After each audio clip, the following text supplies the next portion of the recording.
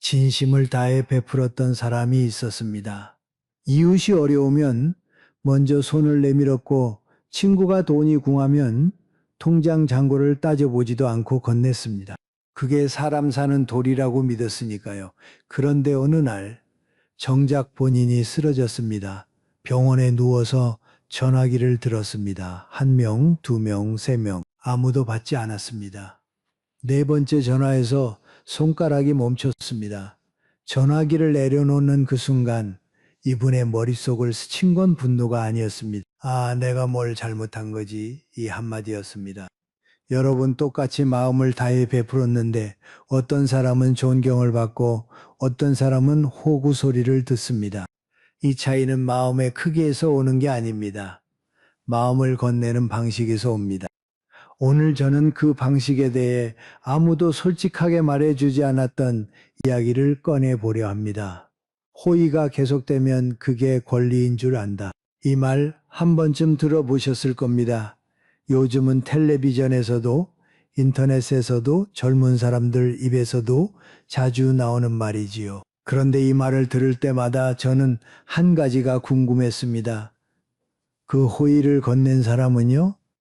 자기 마음이 권리 취급받고 있다는 걸 깨달은 그 순간 그 사람은 어떤 표정을 짓고 있었을까요? 아마 이런 표정이었을 겁니다.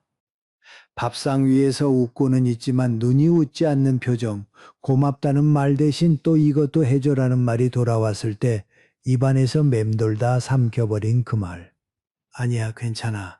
그 네 글자를 삼킬 때 목이 얼마나 뻣뻣했는지 삼킨 사람만 압니다. 여러분이 어리석었던 게 아닙니다. 여러분의 마음이 너무 뜨거웠던 겁니다. 세상이 늘 그 온도를 감당할 만큼 넉넉하지 못했을 뿐이지요. 그러니 오늘 이 이야기는 여러분이 잘못했다고 꾸짖으려는 게 아닙니다. 너무 많이 줘서 데워버린 손을 이제는 어떻게 감싸야 하는지 그 이야기를 조용히 나눠보려는 겁니다. 혹시 오늘 이 이야기를 들으시면서 나도 그랬지 하고 떠오르는 순간이 있으시다면 댓글창에 숫자 1을 하나만 남겨주십시오. 길게 쓰실 필요 없습니다. 1. 그 하나면 됩니다. 오늘 제가 누구와 이야기를 나누고 있는지 그걸 알고 싶을 뿐입니다. 자, 그러면 첫 번째 이야기부터 시작하겠습니다. 그런데 좀 의외일 수도 있습니다. 보통 베푸는 법을 이야기하면 어떻게 주느냐부터 말하지 않습니까? 오늘은 반대입니다. 어떻게 받게 하느냐? 여기서부터 시작합니다. 성호 씨라는 분이 계셨습니다. 올해 일어난 살. 35년 공직 생활을 마치고 퇴직하신 분이지요. 성호 씨에게는 한 달에 한 번 옛 동료들과 아침을 먹는 모임이 있었습니다. 늘 같은 식당, 늘 같은 자리. 그런데 계산대 앞에서는 늘 같은 풍경이 벌어졌습니다. 성호 씨가 지갑을 꺼내면 다른 사람들도 지갑에 손을 넣지요. 하지만 성호 씨가 먼저 카드를 내밀며 이렇게 말합니다. 아이고, 내가 형편이 좀 나으니까 내가 내지 뭐 자네들은 너. 처음엔 모두 고마워했습니다. 그런데 석 달이 지나고 반년이 지나자 하나둘 빠지기 시작했습니다. 이번 달은 좀 바빠서 요즘 몸이 안 좋아서 이유는 그럴듯했지만 점점 빈자리가 늘었습니다. 성호 씨는 서운했습니다. 내가 밥을 사는데 왜 안 오는 거지? 혹시 내 밥이 부담스러운 건가? 그런데 나중에 한 친구를 통해 진짜 이유를 전해 들었습니다. 성호 형은 좋은 사람이야.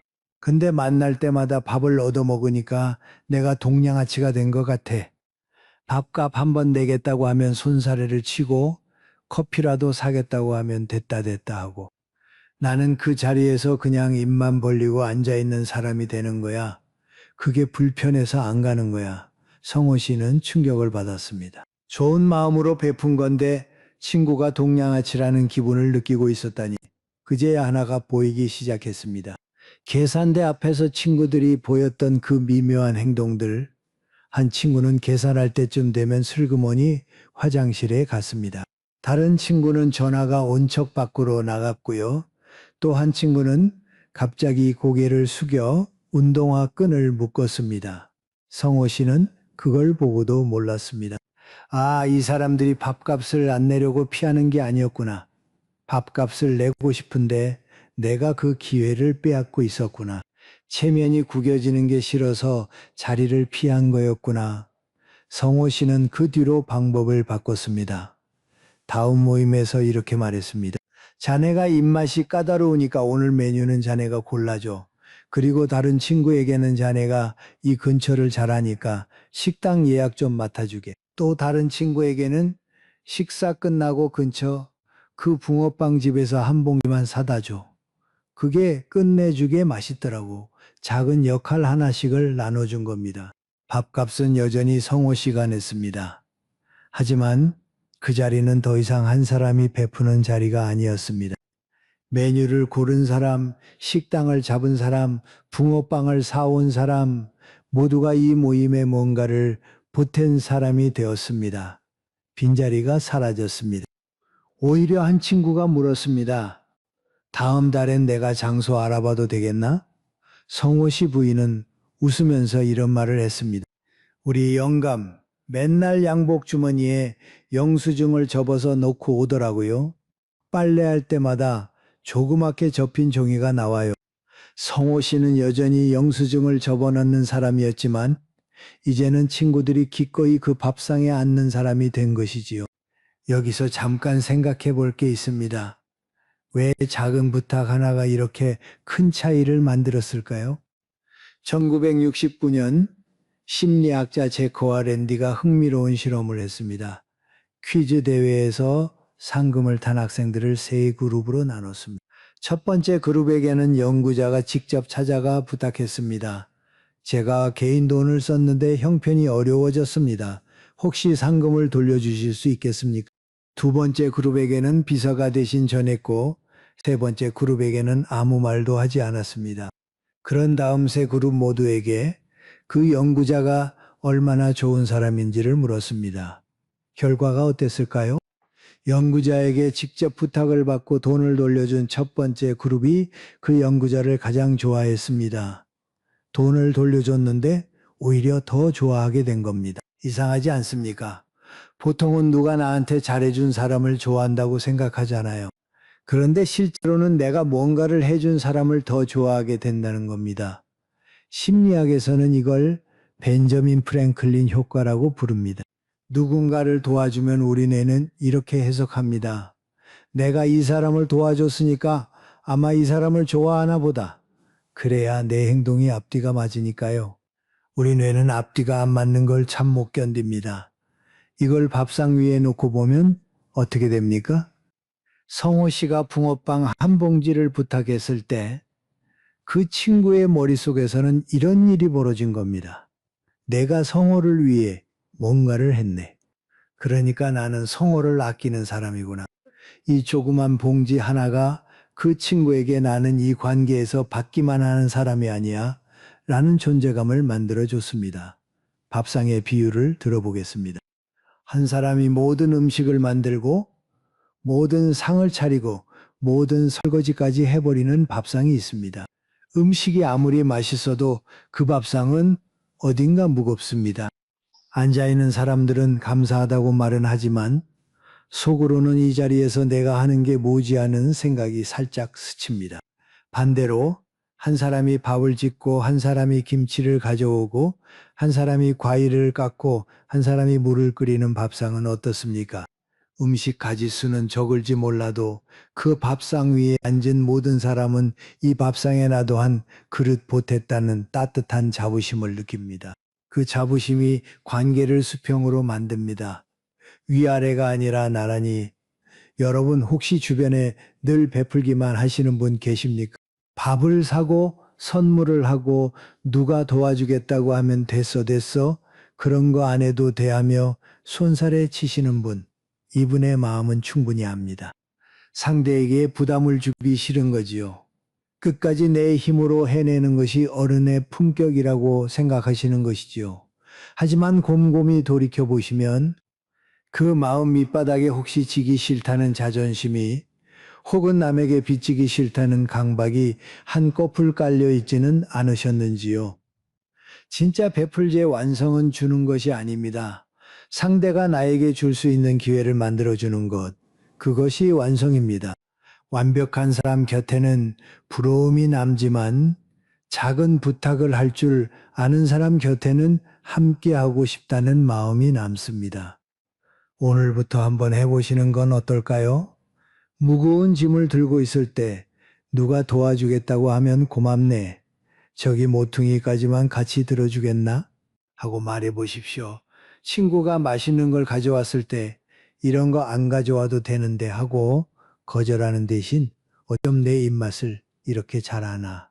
덕분에 오늘 하루가 환해졌네 하고 활짝 웃어 주십시오.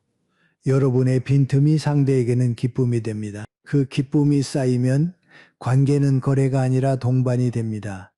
자, 지금까지 받게 하는 법에 대해 이야기했습니다. 그런데 여기서 한 발 더 들어가 보겠습니다. 베풀고 나서 그 다음이 문제입니다.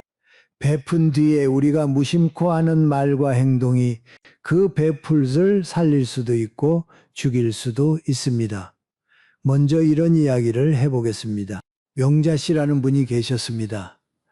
올해 68, 자식이 넷인 집안의 큰 며느리이셨지요. 해마다 추석이면 명자 씨는 사흘 전부터 새벽 시장을 다녔습니다.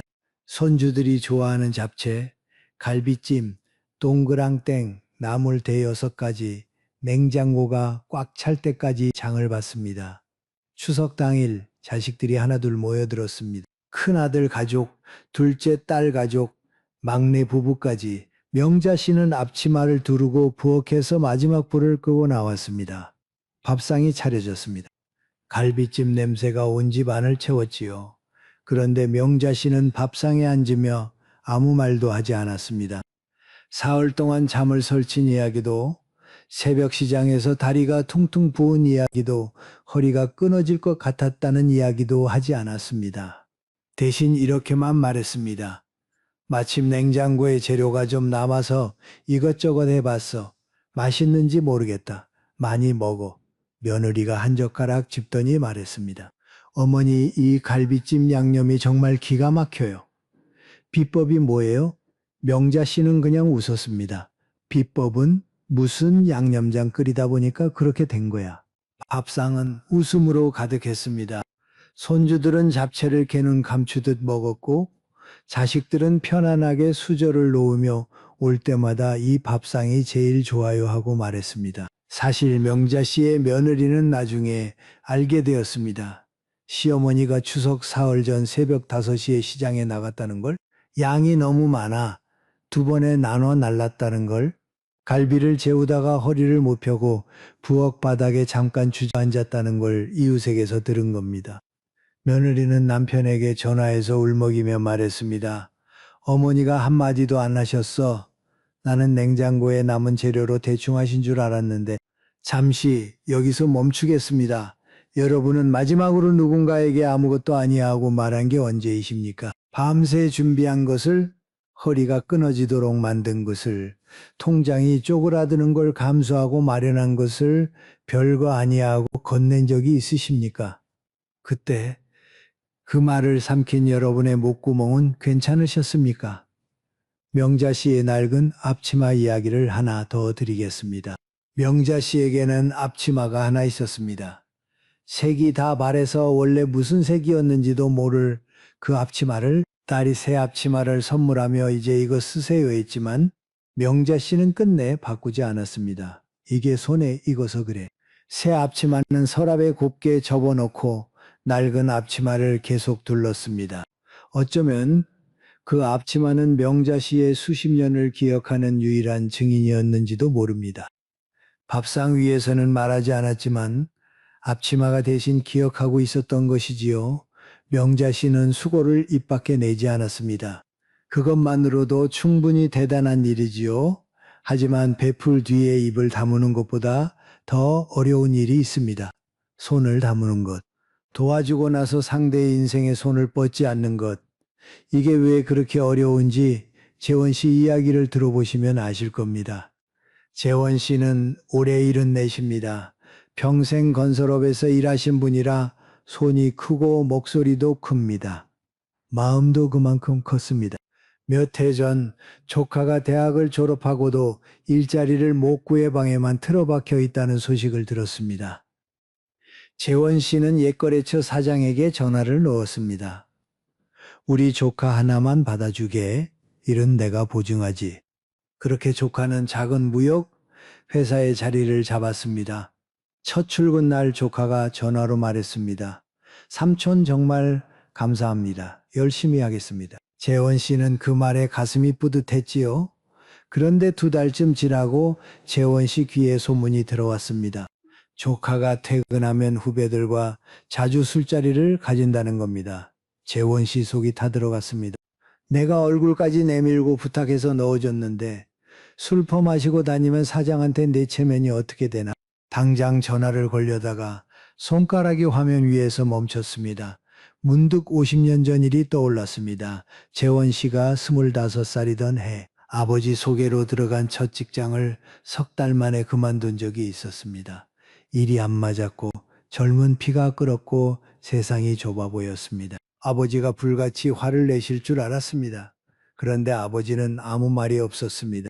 저녁 밥상에 마주 앉아 국을 한술 드시고 한참 뒤에 딱 한마디만 하셨습니다. 내 인생이니까. 그 한마디가 50년이 지난 지금도 가슴에 박혀 있습니다. 그 뒤로 재원 씨는 스스로 길을 찾았습니다. 아버지가 뭐라 하지 않았기 때문에 오히려 자기 스스로 책임을 졌습니다. 아버지의 침묵이 잔소리 100마디보다 무거웠던 겁니다. 재원 씨는 전화기를 내려놓았습니다. 조카에게 전화하지 않았습니다. 술자리 이야기도 근무 태도 이야기도 옷차림 이야기도 꺼내지 않았습니다. 대신 명절에 만났을 때 조카에게 딱 한마디만 물었습니다. 회사 생활은 만족스러운가? 조카가 대답했습니다. 아직 배울 게 많아서 정신없습니다. 재원 씨는 고개만 끄덕였습니다. 그게 전부였습니다. 6개월 뒤 조카에게서 전화가 왔습니다. 삼촌, 제가 이번에 팀에서 제일 먼저 거래처 하나를 따냈습니다. 사장님이 칭찬해 주셨어요. 재원 씨가 잘했다고 한마디 하려는데 조카가 먼저 이렇게 말했습니다. 삼촌, 그때 아무 말 안 하셔서 감사합니다. 처음에는 삼촌이 저한테 관심이 없나 싶기도 했는데요. 나중에 생각해 보니까 삼촌이 저를 믿어주신 거였더라고요. 그 믿음이 무거워서 저도 저를 함부로 못했습니다. 침묵. 그것이 때로는 사랑의 가장 큰 소리입니다. 참 어렵습니다. 입을 다무는 것만큼 어려운 사랑이 있을까요? 알면서도 모른 척하는 것, 걱정되면서도 내색하지 않는 것, 혀를 깨물고 삼키는 그 맛을 아는 사람만이 진짜 어른의 무게를 감당하고 있는 겁니다. 그런데 여러분, 입을 다무는 것도 어렵고 손을 거두는 것도 어렵지만 이 세상에서 가장 어려운 내려놓기가 하나 더 있습니다. 내 안에 억울함을 내려놓는 것. 베풀었는데 돌아온 건 배신뿐이었을 때 그 억울함과 분노를 어떻게 할 것인가? 이 이야기는 좀 무겁습니다. 하지만 피하지 않겠습니다. 정숙 씨는 올해 70입니다. 23세 결혼했습니다. 남편은 당시 형편이 어려웠습니다. 대학 등록금도 정숙 씨가 식당에서 일해 벌어댔습니다. 남편이 졸업하고 회사에 들어간 뒤에도 정숙 씨는 늘 뒤에서 받쳐줬습니다. 아이 셋을 키우고 시부모를 모시고 남편이 야근하는 밤이면 현관 불을 끄지 않고 기다렸습니다. 40년을 그렇게 살았습니다. 아이들이 다 자라고 남편이 퇴직하고 이제 좀 쉬어도 되겠다 싶었을 때 남편이 말했습니다. 나 다른 사람이 생겼어. 정숙 씨 세상이 무너졌습니다. 무너진 자리에서 정숙 씨 앞에 놓인 선택지는 2가지였습니다. 하나는 세상에 알리는 것, 내가 얼마나 희생했는지, 이 사람이 얼마나 나쁜 사람인지 자식들에게, 친구들에게, 이웃에게 말하고 또 말하는 것. 나는 피해자다. 나는 억울하다. 나는 이럴 자격이 없다. 이렇게 외치는 것. 그리고 다른 하나는 조용히 문을 닫는 것. 정숙 씨는 2번째를 선택했습니다. 이혼 서류에 도장을 찍었습니다. 시장 근처에 작은 원룸을 하나 얻었습니다. 짐은 옷 몇 벌과 책 몇 권뿐이었습니다. 첫날 밤 좁은 방에 누워 천장을 봤습니다. 눈물이 나오지 않았습니다. 울 힘도 남아있지 않았는지도 모릅니다. 며칠 뒤 오래된 친구가 전화를 했습니다. 야, 나 소식 들었어. 그 인간이 진짜 그런 짓을 했다고? 너 지금 어디야? 정숙 씨가 대답했습니다. 나 괜찮아. 그 사람 이야기는 이제 안 해도 될 것 같아. 친구가 울었습니다. 정숙 씨는 울지 않았습니다. 정숙 씨는 원한을 풀려고 들지 않았습니다. 복수를 하려고도 세상의 억울함을 호소하려고도 하지 않았습니다. 대신 아침마다 시장 골목을 걸었습니다. 오후에는 근처 도서관에 가서 젊었을 때 읽지 못했던 책을 읽었습니다.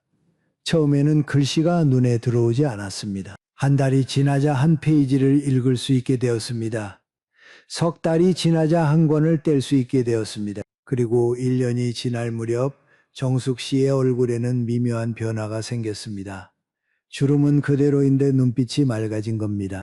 시장 상인들이 먼저 인사를 건네기 시작했습니다.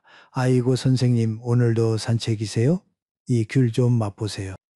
3년 뒤 딸이 매주 주말마다 손녀를 데리고 정숙 씨의 작은 방을 찾아오기 시작했습니다. 딸에게 물었습니다. 내가 왜 이렇게 자주 오니? 불편하지도 않고? 딸이 웃으며 말했습니다. 엄마 집에 오면 마음이 편해져요. 이상하게 여기 오면 공기가 달라요. 딸이 엄마를 찾아온 건 불쌍해서가 아니었습니다. 엄마한테서 나오는 고요함이 좋아서였습니다. 원망을 내려놓은 사람에게서만 나오는 그 특유의 평온함, 그게 사람을 끌어당긴 겁니다. 정숙 씨의 작은 방 책꽂이에는 사진이 딱 한 장 있습니다. 남편 사진이 아닙니다. 자식 사진도 아닙니다. 바다에서 혼자 찍은 사진입니다. 바람에 머리카락이 날리고 입꼬리가 살짝 올라가 있는 그 사진. 누가 찍어줬냐고 물으면 정숙 씨는 이렇게 대답합니다. 옆에 있던 젊은 아가씨한테 부탁했지. 혼자 찍으니까 뭔가 의젓해 보이더라고. 분노를 품고 있는 것은 뜨거운 숯덩이를 손에 쥐고 상대에게 던지려고 기다리는 것과 같습니다. 먼저 되는 건 자기 손입니다. 숯덩이를 놓는다고 해서 상대를 용서하는 게 아닙니다. 그냥 내 손이 더 이상 되지 않기를 선택하는 겁니다. 놓는 겁니다. 그냥 놓는 겁니다. 이것이 오늘 제가 감히 드리고 싶은 말입니다. 베풀지의 뒷정리는 세 겹입니다. 수고를 말하지 않는 입상대를 간섭하지 않는 손, 그리고 돌아오지 않는 것에 억울해하지 않는 마음이 세 겹을 갖춘 사람을 사람들은 이렇게 부릅니다. 함부로 대할 수 없는 큰 사람. 여기서 잠깐. 혹시 지금 이렇게 생각하시는 분이 계실지도 모르겠습니다. 교수님 말씀은 결국 베풀 때 계산하라는 거 아닙니까? 부처님도 조건 없이 베풀라 하셨고 예수님도 오른손이 하는 일을 왼손이 모르게 하라 하셨는데 이렇게 따지고 거리를 두면 그게 무슨 정이 있는 삶입니까? 맞습니다. 그 마음 충분히 이해합니다. 저도 같은 생각을 한 적이 있습니다. 그런데 오래 살다 보니 한 가지가 보이더군요. 조건 없이 베풀다가 마음이 바닥난 사람은 결국 아무에게도 베풀지 못하게 됩니다. 문을 걸어 잠그고 사람이 싫다며 다시는 안 한다며 등을 돌립니다. 그분의 마음이 못되어서가 아닙니다. 다 타버린 겁니다. 제가 된 마음으로는 따뜻함을 건넬 수가 없으니까요. 제가 오늘 말씀드리는 건 계산이 아닙니다. 보호입니다. 여러분의 마음을 보호하자는 겁니다. 다 타버리기 전에, 제가 되기 전에 경계라는 건 사람을 막는 담벼락이 아닙니다. 정원을 지키는 낮은 울타리입니다. 울타리가 있어야 꽃이 밟히지 않고 피어날 수 있습니다. 울타리가 있어야 그 정원에 초대받은 사람이 꽃을 더 소중하게 바라봅니다. 이 이야기가 여러분의 마음을 대신 말하고 있다면 지금 구독 버튼과 좋아요를 한번 눌러주십시오. 저를 위해서가 아닙니다. 지금 이 순간에도 혼자서 같은 고민을 안고 계신 분이 이 이야기를 찾을 수 있도록 길을 하나 열어주시는 겁니다. 버튼 하나가 누군가의 밤을 조금 덜 길게 만들어줄 수도 있습니다. 자, 여기까지 베풀제 방식과 뒷정리에 대해 이야기했습니다. 이제 한 걸음 더 들어가 보겠습니다. 베풀 때 반드시 해야 하는 일이 하나 있습니다. 바로 선을 긋는 것입니다. 듣기에 따라서는 좀 야박하게 느껴지실 수 있습니다. 하지만 이 선 하나가 관계를 살리기도 하고 여러분 자신을 살리기도 합니다. 해숙 씨는 올해 69입니다. 30년 넘게 간호사로 일하셨습니다. 병원에서 퇴직한 뒤에도 손에서 일을 놓지 못하셨습니다. 이웃이 머리가 아프다 하면 혈압부터 재주셨고, 친구가 잠을 못 잔다 하면 약 이름을 적어주셨고, 사촌 동생이 무릎이 시큰거린다 하면 전화로 1시간씩 상담을 해주셨습니다. 아침이든 저녁이든 평일이든 주말이든 전화가 오면 받았습니다. 거절한 적이 없었습니다. 나는 간호사였으니까 아는 게 있으면 알려줘야지. 그게 도리지. 그러던 어느 겨울 새벽, 시계가 2시를 가리키고 있었습니다. 전화벨이 울었습니다. 옆집 아주머니였습니다. 해숙 씨, 나 가슴이 좀 답답해. 큰일 난 건 아닌 것 같은데 좀 와볼 수 있어? 해숙 씨는 잠옷바람에 슬리퍼를 끌고 옆집으로 갔습니다. 혈압을 재고 맥박을 짚어보니 별다른 이상이 없었습니다. 저녁에 뭘 많이 드셨어요? 아, 삼겹살을 좀 먹었지. 소화가 안 되셨던 겁니다. 소화제 하나를 드리고 돌아왔습니다. 집에 돌아와 잠을 청하려는데 잠이 오지 않았습니다. 부엌에 가서 물 한 잔을 따라 식탁에 앉았습니다. 불을 켜지 않았습니다. 어두운 부엌에 혼자 앉아 문득 이런 생각이 들었습니다. 나는 언제 나를 위해 잠을 자 본 적이 있지? 지난 한 달을 떠올려 봤습니다. 전화를 안 받은 날이 하루도 없었습니다. 새벽에 깬 날만 4번, 주말에 쉰 날은 한 번도 없었습니다. 자기 병원 검진은 3달째 미루고 있었습니다. 남의 혈압은 매일 재면서 정작 자기 혈압은 언제 재는지 기억도 나지 않았습니다.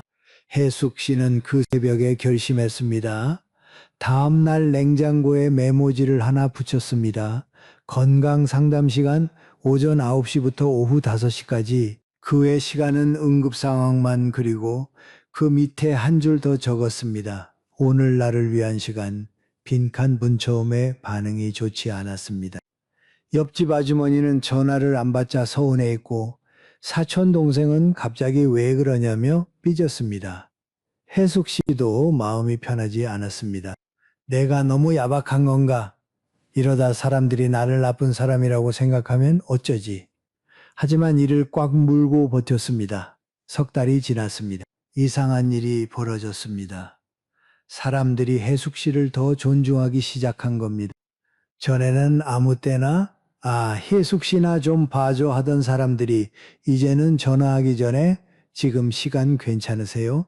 하고 먼저 물었습니다. 상담 시간 안에 받는 조언은 더 진지하게 귀 기울여 들었습니다. 아, 선생님이 시간을 정해 놓으셨으니까 이 시간이 소중한 거구나 하고 느낀 겁니다. 그리고 무엇보다 해숙 씨의 얼굴이 달라졌습니다. 기미가 옅어졌다거나 주름이 펴진 건 아닙니다. 눈밑의 그늘이 사라지고 걸음걸이에 여유가 생겼습니다. 냉장고의 메모지, 오늘 나를 위한 시간 빈칸에는 처음엔 30분을 적다가 요즘은 1시간을 적는 날도 있습니다. 지금 해숙 씨 이야기를 들으시면서 나도 그래야 하는데 하면서도 입이 안 떨어지는 분 계실 겁니다. 힘닿는 데까지 최대한 도와줄게. 이 말 참 따뜻하지 않습니까? 그런데 이 따뜻한 말이 사실은 나와 상대 모두를 곤란하게 만드는 말입니다. 최대한이라는 말에는 끝이 없습니다.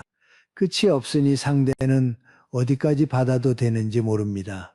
모르니까 계속 요구합니다. 10번을 잘해주다가 11번째에 못해주면 상대는 10번의 고마움은 잊고 한 번의 실망만 기억합니다. 하버드 대학교에서 1938년부터 80년 넘게 진행해온 성인 발달 연구가 있습니다. 700명 넘는 사람의 인생을 평생 추적한 이 연구의 결론은 단순했습니다. 인간의 건강과 행복을 결정하는 가장 큰 요인은 관계의 수가 아니라 관계의 질이라는 것. 좋은 관계란 무엇입니까? 서로의 영역을 존중하고 여기까지라는 선이 분명한 관계입니다. 선이 있어야 안전합니다. 안전해야 오래갑니다. 이번 주 금요일까지 이 부분만 도와줄게. 이 말이 힘다는 데까지 최대한보다 훨씬 따뜻한 말입니다. 왜냐하면 이 말 안에는 정직이 들어있기 때문입니다. 나의 한계를 솔직하게 보여주는 정직, 상대에게 거짓 기대를 심어주지 않는 정직.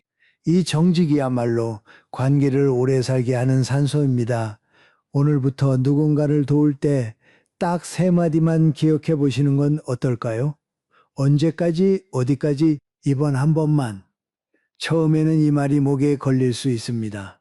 야박하게 들릴까 봐 입이 안 떨어질 수도 있습니다. 괜찮습니다. 한 번만 해보십시오. 딱 한 번. 그 한 번이 여러분의 관계를 바꿔놓을 겁니다. 그런데 여러분, 선을 그어도 듣지 않는 사람이 있습니다. 여기까지라고 말해도 자꾸 넘어오는 사람, 이번만이라고 했는데 또 오는 사람, 안 된다고 했는데 왜 그러냐며 화를 내는 사람. 이런 사람 앞에서 여러분은 선을 몇 번이나 다시 그어 보셨습니까? 2번, 3번, 10번. 그래도 소용없었지요. 이런 말씀을 드리는 건 좀 무겁습니다만 피하지 않겠습니다. 선을 그어도 소용없는 관계가 있습니다. 그 관계 앞에서 할 수 있는 일은 단 하나입니다. 놓는 겁니다. 조용히 소리 없이 놓는 겁니다. 문자를 길게 쓸 필요도 없습니다. 왜 연락을 끊냐고 물어도 대답할 의무가 없습니다. 그냥 놓으시면 됩니다. 놓은 뒤에 마음이 편해지셨다면 그건 여러분이 냉정한 게 아닙니다. 그동안 얼마나 무거운 걸 들고 있었는지를 비로소 느낀 겁니다. 나를 지키는 것은 죄가 아닙니다. 어떤 관계에서든 나를 지키는 것은 단 한 번도 죄가 된 적이 없습니다. 명자 씨는 수고를 입 밖에 내지 않았습니다. 그것만으로도 충분히 대단한 일이지요. 하지만 베풀 뒤에 입을 다무는 것보다 더 어려운 일이 있습니다. 손을 다무는 것. 도와주고 나서 상대의 인생에 손을 뻗지 않는 것, 이게 왜 그렇게 어려운지 재원 씨 이야기를 들어보시면 아실 겁니다. 재원 씨는 오래 일 흔내십니다. 평생 건설업에서 일하신 분이라 손이 크고 목소리도 큽니다. 마음도 그만큼 컸습니다. 몇 해 전 조카가 대학을 졸업하고도 일자리를 못 구해 방에만 틀어박혀 있다는 소식을 들었습니다. 재원 씨는 옛 거래처 사장에게 전화를 넣었습니다. 우리 조카 하나만 받아주게. 일은 내가 보증하지. 그렇게 조카는 작은 무역회사에 자리를 잡았습니다. 첫 출근 날 조카가 전화로 말했습니다. 삼촌 정말 감사합니다. 열심히 하겠습니다. 재원 씨는 그 말에 가슴이 뿌듯했지요.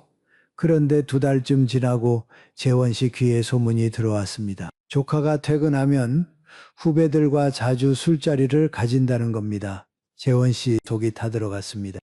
내가 얼굴까지 내밀고 부탁해서 넣어줬는데 술 퍼마시고 다니면 사장한테 내 체면이 어떻게 되나.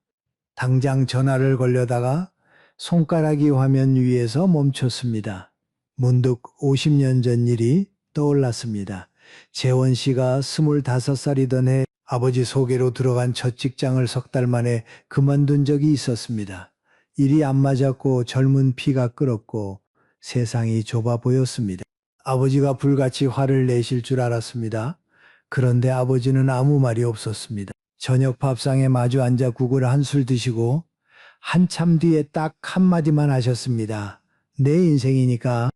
그 한마디가 50년이 지난 지금도 가슴에 박혀 있습니다. 그 뒤로 재원 씨는 스스로 길을 찾았습니다. 아버지가 뭐라 하지 않았기 때문에 오히려 자기 스스로 책임을 졌습니다. 아버지의 침묵 잔소리 100마디보다 무거웠던 겁니다. 재원 씨는 전화기를 내려놓았습니다. 조카에게 전화하지 않았습니다.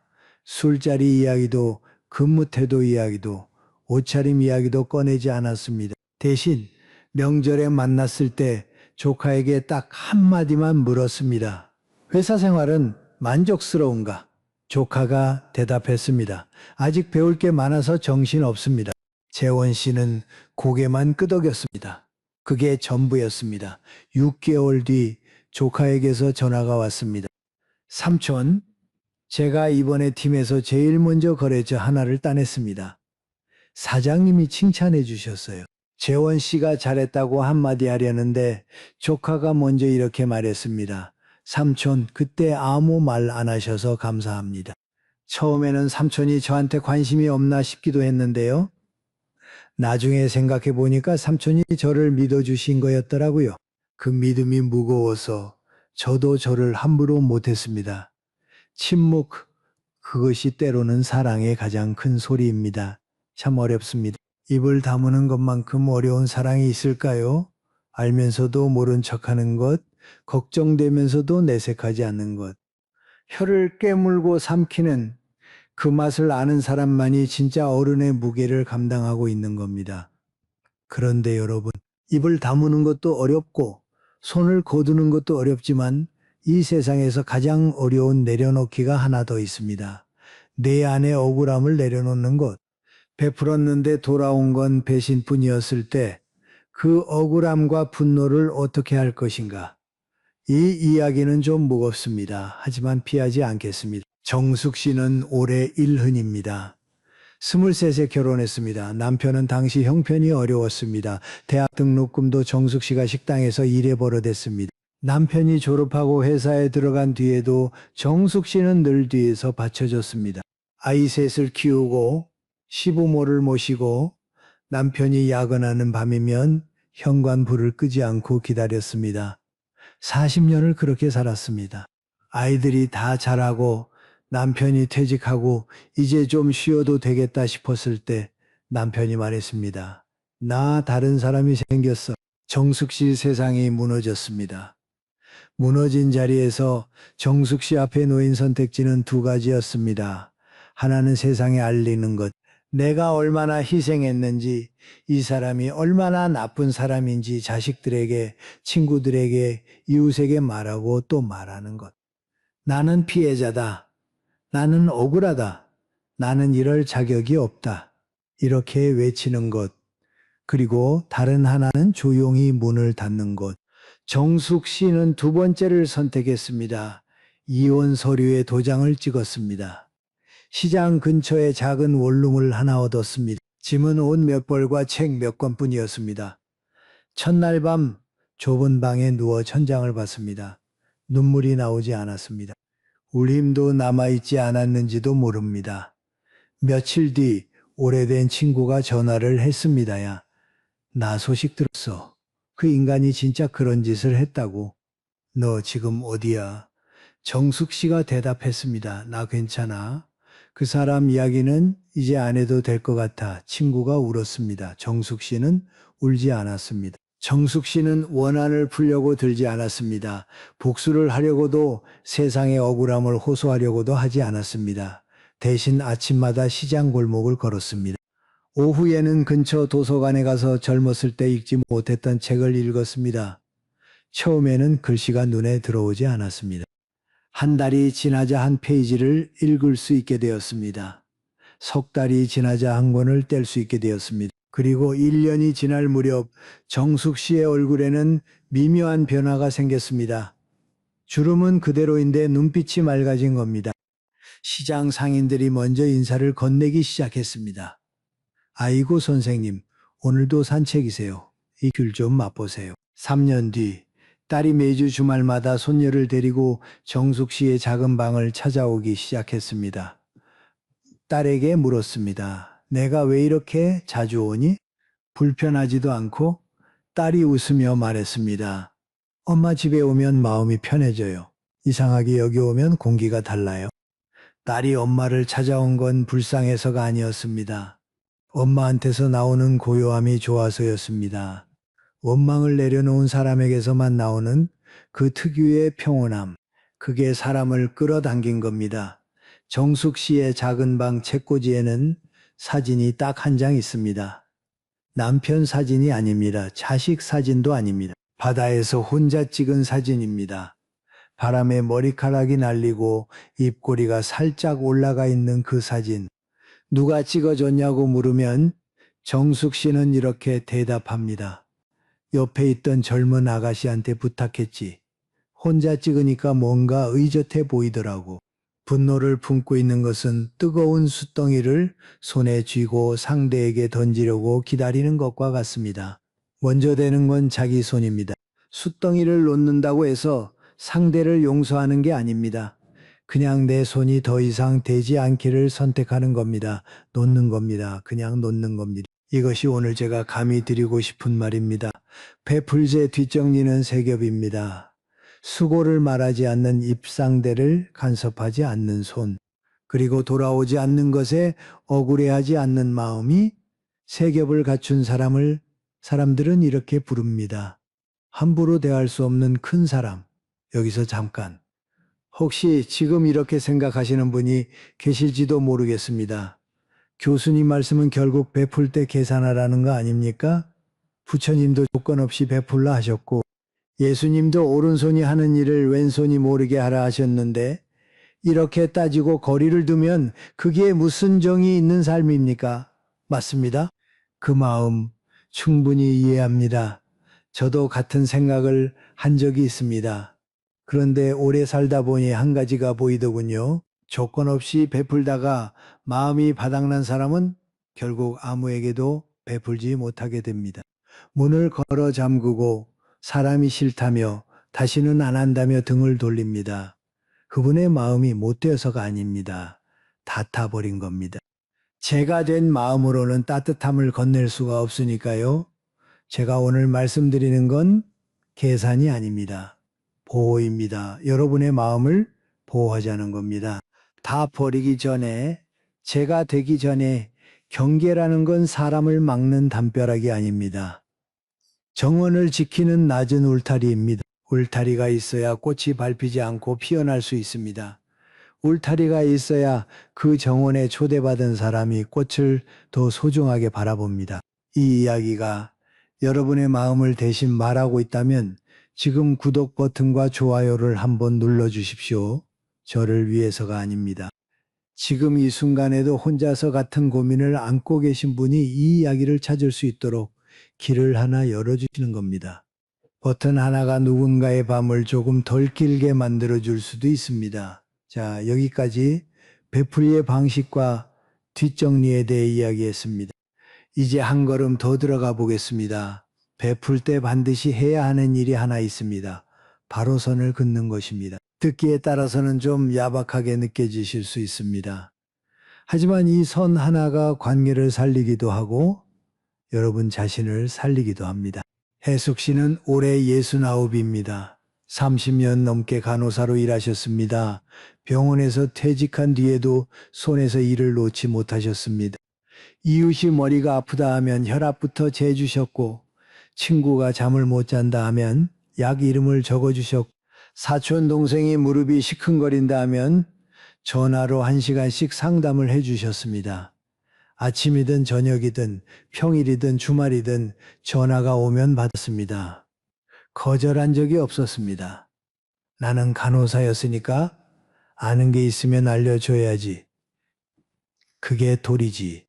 그러던 어느 겨울 새벽 시계가 2시를 가리키고 있었습니다. 전화벨이 울었습니다. 옆집 아주머니였습니다. 혜숙 씨, 나 가슴이 좀 답답해.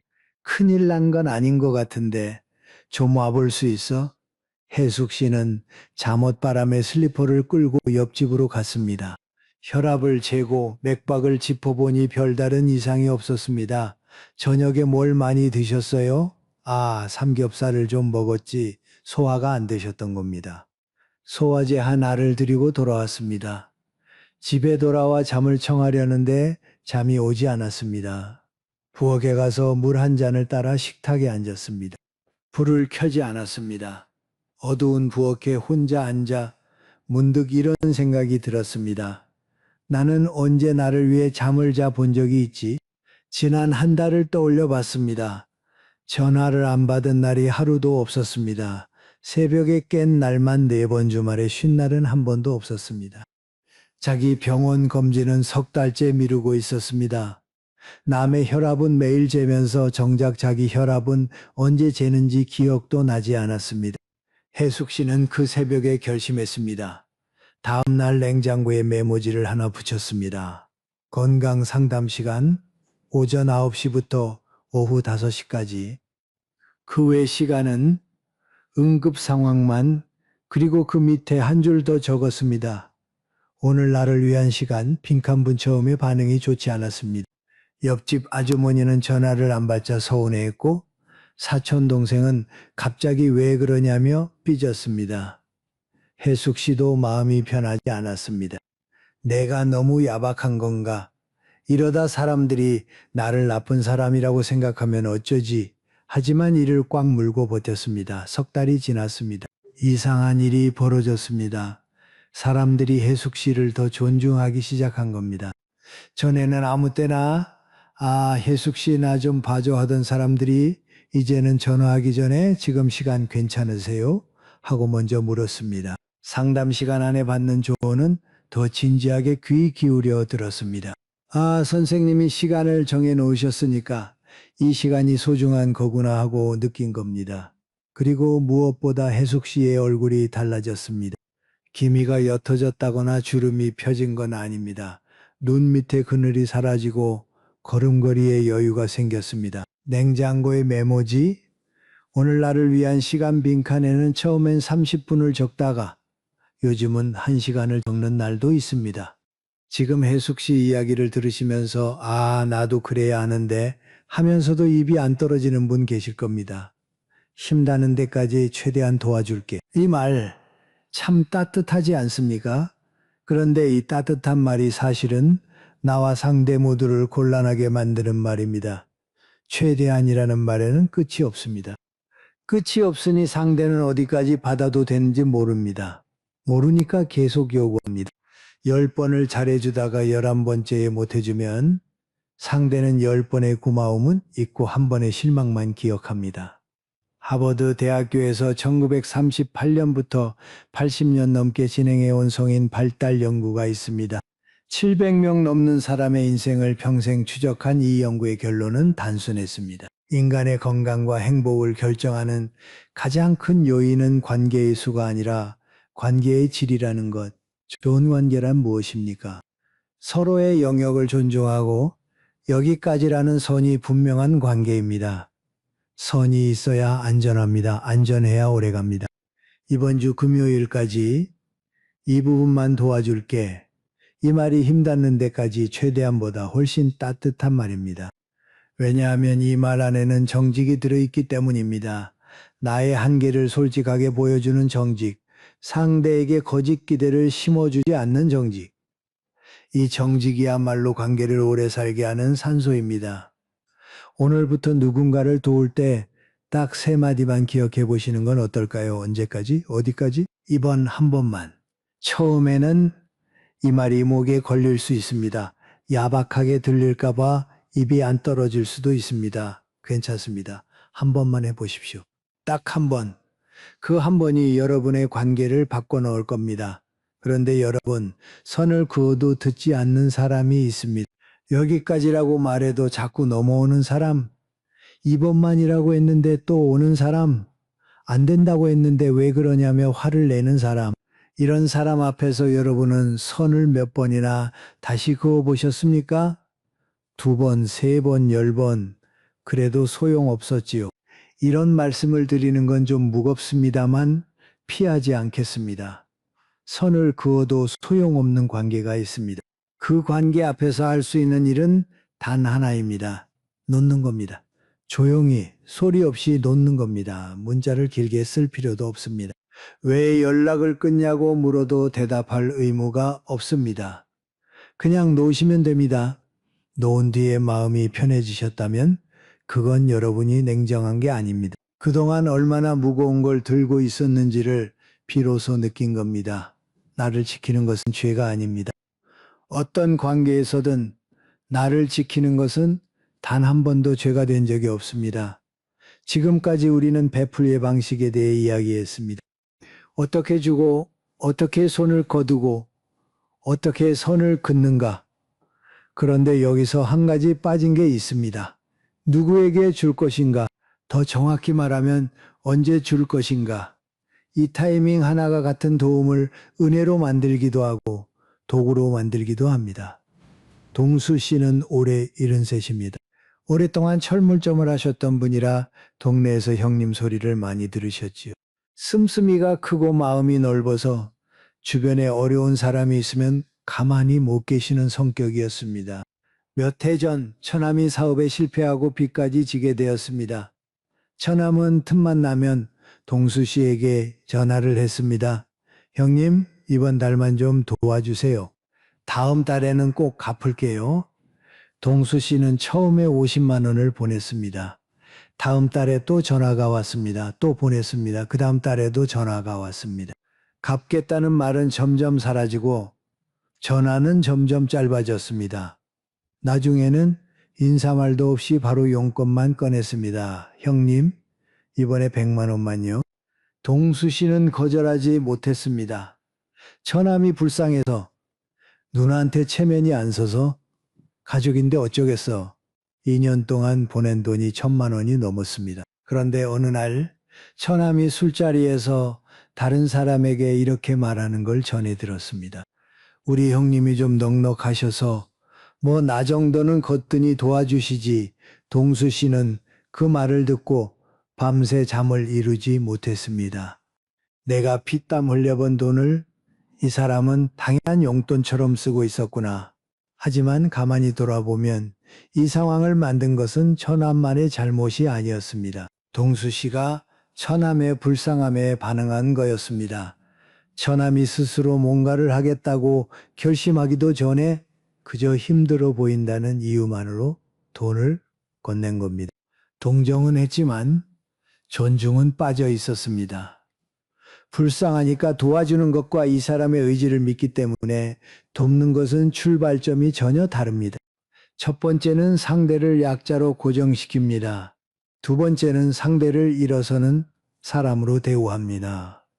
동수 씨는 그 뒤로 돈을 끊었습니다. 처남에게 직접 만나서 말했습니다. 내가 그동안 보탠 건 형으로서 당연히 한 거야. 그런데 이제부터는 자네가 먼저 길을 찾아봐. 자네가 뭔가를 시작하면 그때 내가 다시 도울 테니까. 처남은 화를 냈습니다. 형님이 변했다. 돈이면 다냐? 가족이 이럴 수 있냐? 동수 씨는 속이 쓰렸지만 버텼습니다. 아내도 오빠한테 왜 그러냐며 울었습니다.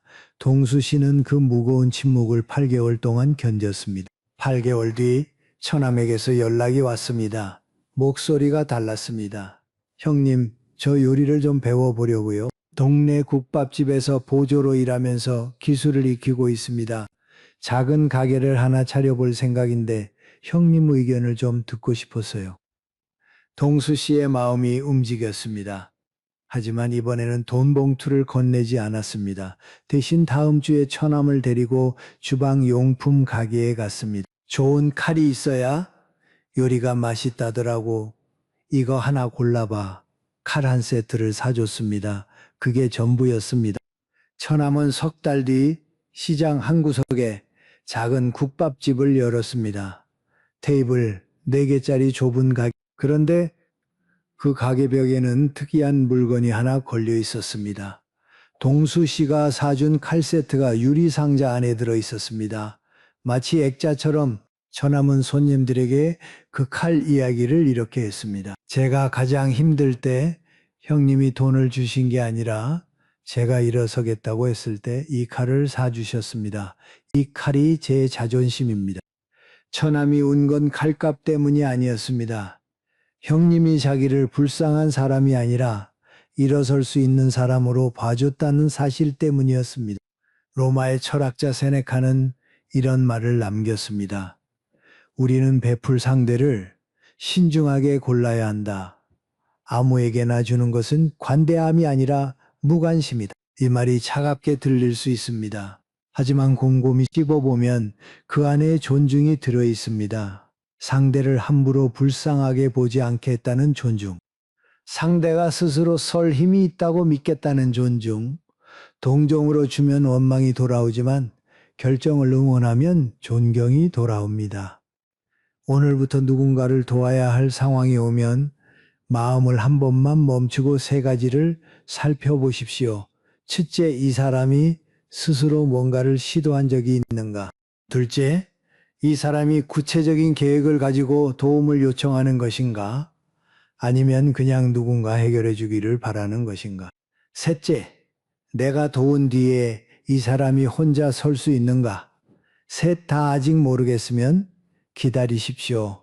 기다린다고 해서 냉정한 것이 아닙니다. 기다리는 건 상대의 힘을 믿는다는 뜻입니다. 때로는 아무것도 하지 않는 것이 가장 깊은 도움일 수 있습니다. 자, 여기까지 오시느라 수고 많으셨습니다. 이제 마지막 이야기를 꺼내보려 합니다. 오늘 처음부터 끝까지 우리는 다른 사람에게 어떻게 베풀 것인가를 이야기했습니다. 그런데 지금 이 순간 제 머릿속에 하나의 질문이 남아 있습니다. 좀 뜬금없이 들리실 수도 있습니다. 여러분, 오늘 아침에 거울을 보셨습니까? 얼굴을 씻다가 잠깐 스친 거 말고요. 거울 앞에 서서 거울 속에 그 사람을 한번 찬찬히 들여다본 적이 있느냐는 겁니다.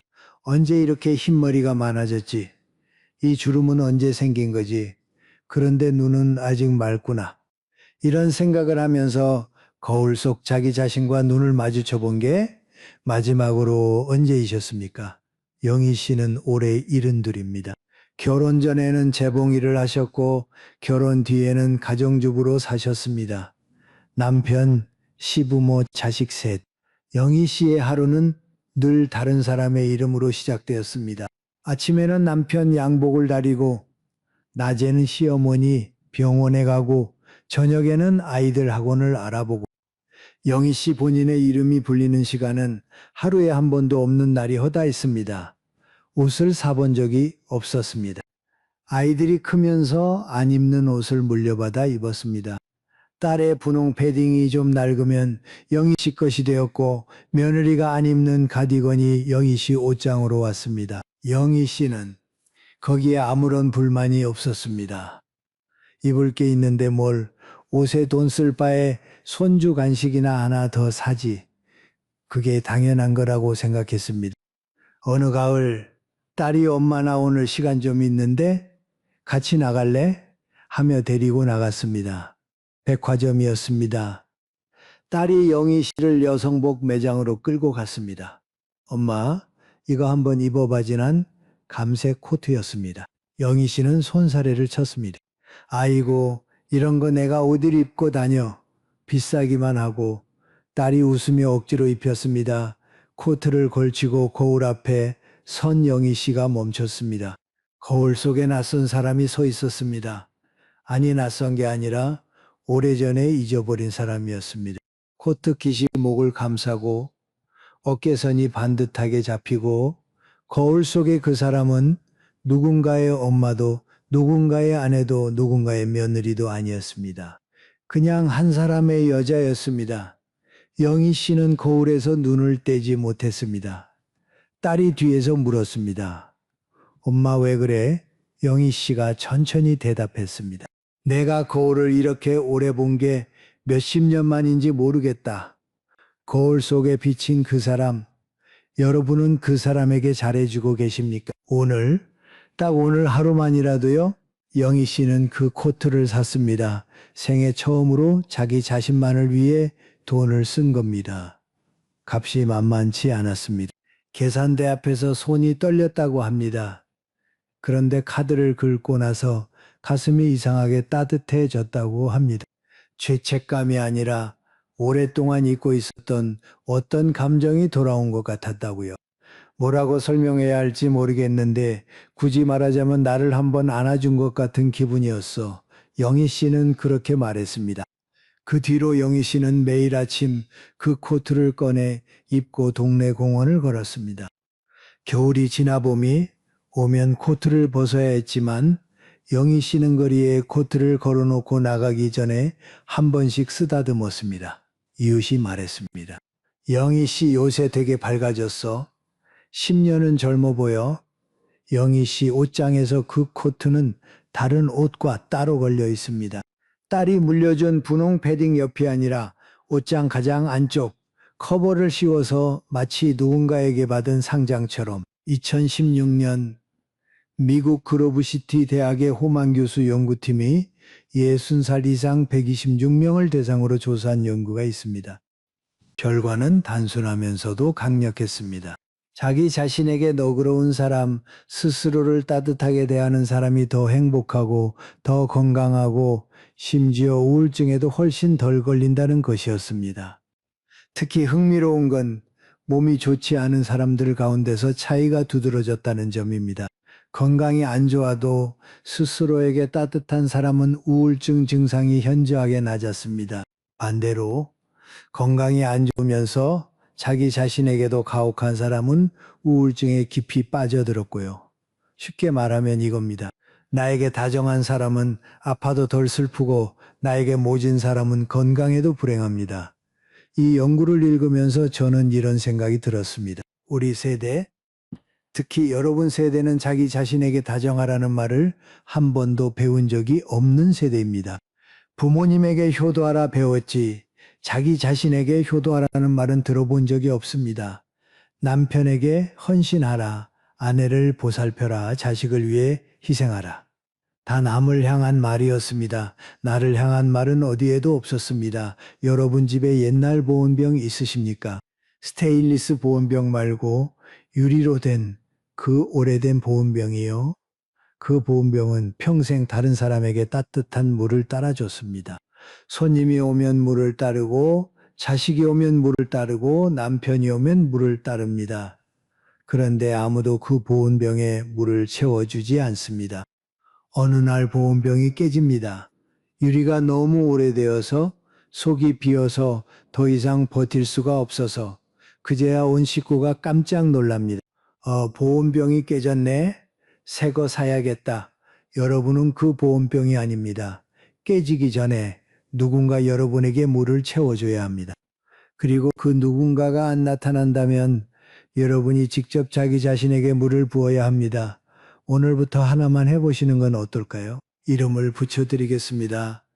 자기 효도 10분, 하루에 딱 10분, 오직 나만을 위한 시간을 만드는 겁니다. 그 10분 동안은 아무도 위하지 않아도 됩니다. 자식 걱정, 손주 걱정, 이웃 걱정 다 내려놓으십시오. 차 한 잔을 천천히 마시는 것도 좋습니다. 베란다에 나가 바람을 맞는 것도 좋습니다. 아무 목적 없이 동네를 한 바퀴 도는 것도 좋습니다. 젊었을 때 좋아했던 노래가 있으면 이어폰을 끼고 들어보십시오. 가사가 그때와는 다르게 들릴 겁니다. 10분이 너무 길면 5분도 괜찮습니다. 5분도 길면 3분도 됩니다. 중요한 건 시간의 길이가 아니라 이 시간은 온전히 나를 위한 시간이라는 자각입니다. 내일 아침 세수를 하실 때 거울 속에 그 사람에게 한마디만 해주십시오. 수고했어. 혼잣말이라도 괜찮습니다. 어색하면 속으로만 하셔도 됩니다. 그 한마디가 하루를 바꿉니다. 그 하루가 쌓이면 1년을 바꿉니다. 1년이 쌓이면 남은 인생이 달라집니다. 오늘 긴 이야기를 함께 걸어오셨습니다. 마지막으로 오늘 우리가 나눈 이야기를 한 줄씩 되짚어 보겠습니다. 첫 번째, 베풀이의 완성은 주는 것이 아니라 상대가 나에게 줄 수 있는 자리를 만들어주는 것이었습니다. 성호 씨의 붕어빵 한 봉지가 밥상의 공기를 바꿨습니다. 작은 부탁 하나가 관계를 수평으로 만듭니다. 두 번째, 베풀제의 뒷정리는 세겹이었습니다. 수고를 말하지 않는 입, 명자 씨처럼, 상대를 간섭하지 않는 손, 재원 씨처럼, 그리고 돌아오지 않는 것에 억울해하지 않는 마음, 정숙 씨처럼. 숯덩이를 놓는 것은 용서가 아니라 내 손을 지키는 선택이었습니다. 세 번째, 도움에는 선이 필요했습니다. 언제까지, 어디까지, 이번 한 번만. 이 세 마디가 관계를 지키는 울타리였습니다.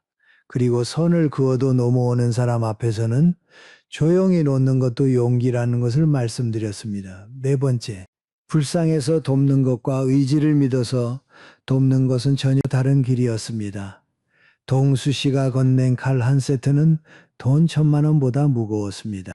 상대가 일어서겠다고 결정한 그 순간에 내미는 손이 진짜 도움이었습니다. 다섯 번째, 그리고 무엇보다 남에게 베풀기 전에 나에게 먼저 베풀어야 했습니다. 거울 앞에 선 영희 씨의 눈물은 50년 동안 잊고 있었던 자기 자신과의 재회였습니다. 자기 효도 10분, 하루에 10분만 나를 위한 시간을 만드는 것, 이것이 모든 베푸제의 시작이었습니다. 다산 정약용 선생님은 유배지 강진에서 18년을 보내셨습니다. 세상이 등을 돌린 그 세월 속에서 선생님은 원망하는 대신 붓을 들었습니다. 목민심서를 쓰고 제자를 가르치고 매화꽃이 핀 가지에 앉은 새를 그리셨습니다. 세상이 나를 버렸을 때 내가 나를 버리지 않는 것.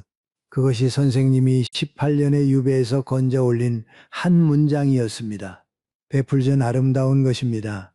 하지만 나를 지키면서 베푸는 것, 그것이 지혜입니다. 아름다움은 누구나 할 수 있지만 지혜는 오래 살아본 사람만이 가질 수 있습니다. 여러분은 이미 충분히 오래 살아오셨습니다. 이제는 그 세월을 지혜로 입으실 차례입니다. 여러분, 오늘 이 이야기를 들으시면서 혹시 떠오른 얼굴이 있으셨습니까? 내가 베풀었던 그 사람, 나를 서운하게 했던 그 사람, 혹은 내가 몰라주었던 그 사람, 그 얼굴이 떠오르셨다면 그 이야기를 댓글에 한 줄만 적어 주십시오. 길게 쓰실 필요 없습니다. 짧아도 됩니다. 한 줄이면 충분합니다. 여러분이 적어주시는 그 한 줄이 지금 이 순간 같은 고민을 안고 혼자 밤을 새우고 있는 누군가에게는 아나만 그런 게 아니었구나 하는 위로가 됩니다. 여기는 아무도 누구를 판단하지 않는 자리입니다. 우리는 같은 길을 걸어온 사람들이니까요.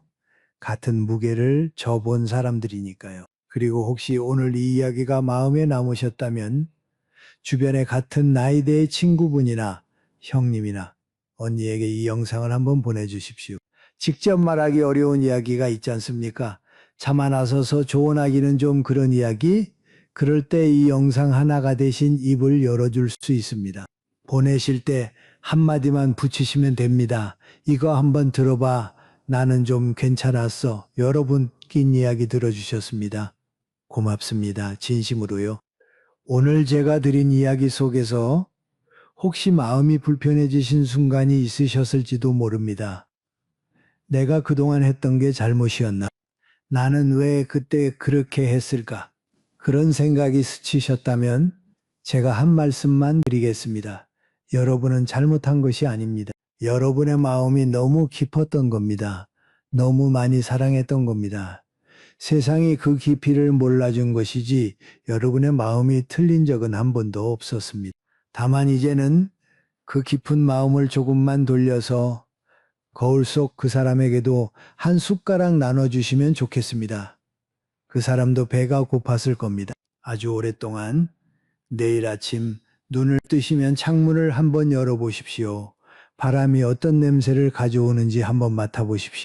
어제와 같은 바람일 수도 있습니다. 하지만 오늘의 여러분은 어제의 여러분과 다릅니다. 오늘 여러분은 자기 자신에게 물 한 잔 따라 줄 아는 사람이 되셨으니까요. 저는 매주 이 자리에서 여러분을 기다리겠습니다. 같은 시간, 같은 목소리로 여러분이 오시든 안 오시든 저는 여기 있겠습니다. 차 한 잔 준비해 놓고요. 여러분은 충분히 잘 살아오셨습니다. 그리고 아직 여러분의 가장 아름다운 계절은 끝나지 않았습니다.